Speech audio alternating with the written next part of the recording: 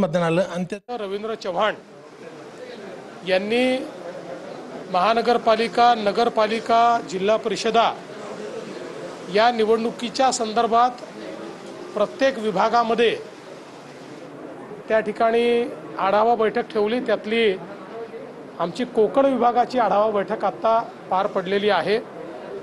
या बैठकीमध्ये आम्ही आपली तयारी काय आहे याचा आढावा घेतलेला आहे। पुढचे दिशानिर्देश हे देखील दिलेले आहेत।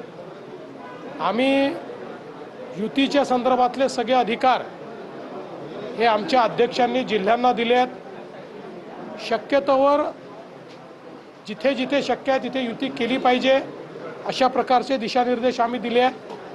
काही ठिकाणी होऊ शकणार नाही, जिथे झाली नाही तिथे मैत्रीपूर्ण लढत झाली पाहिजे, तिथे कुठल्याही परिस्थितीत कटुता येऊ नये अशा प्रकारचा प्रयत्न केला पाहिजे असे देखील निर्देश दिले आहेत। त्यामुळे मला असं वाटतं की कोकणामध्ये या निवडणुकीमध्ये भारतीय जनता पक्षाला चांगलं यश मिळेल आणि आमच्या महायुतीलाही चांगलं यश मिळेल। विधानसभेमध्ये पाहिलं होतं की मीरा भाईंदरपासून तळ कोकणापर्यंत वेगवेगळ्या लोकांचे बाले किल्ले होते जे भाजपने उद्ध्वस्त केले। स्थानिक स्वराज्य संस्थांमध्ये पण तो कित्ता गिरवण्यात पाहिजे। स्थानिक स्वराज्य संस्थेतही आम्हाला अतिशय चांगलं यश हे निश्चितपणे मिळेल आणि एक अनुकूलता ही मला पाहायला मिळते आहे।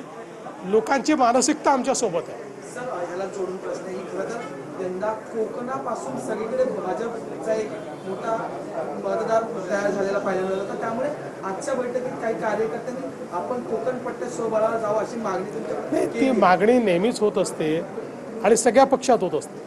त्याच्यामुळे अशी मागणी होणं काही वावगं नाही आहे।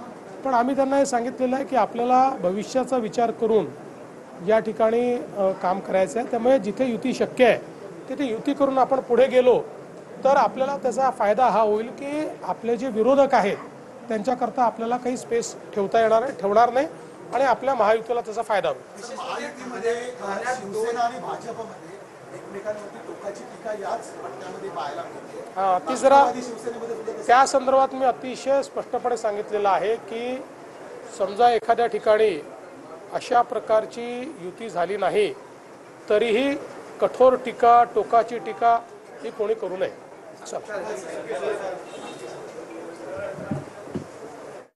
शक्य नाही तिथे मैत्रीपूर्ण लढत होईल असं फडणवीस यांनी म्हटलेलं आहे। ज्या ठिकाणी शक्य आहे तिथे युती करू, जिथे शक्य नसेल तिथे मैत्रीपूर्ण लढत होईल असंही फडणवीस यांनी म्हटलंय।